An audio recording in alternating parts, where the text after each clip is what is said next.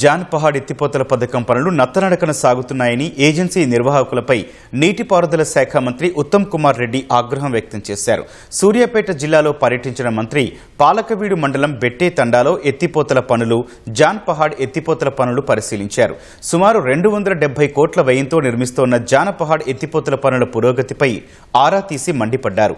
November నాటికి John Pahad ఎత్తిపోతలు పూర్తి చేయాలని అధికారులను ఆదేశించారు.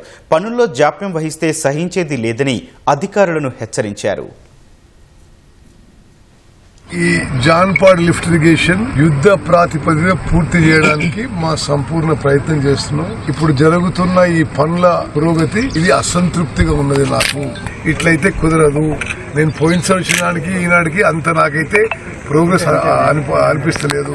జాన్పాడ్ లిఫ్ట్ ఇరిగేషన్ స్కీమ్ కూడా వేగవంతంగా పూర్తి చేయడానికి ఆ ప్రయత్నంలో భాగంగా నేను సైట్కు వచ్చి పనులు చూడడం జరుగుతుంది. నవంబర్ లో పూర్తి చేయాలి. నవంబర్ లో పూర్తి చేయకుండా మాత్రం మంచిగా ఉండదు.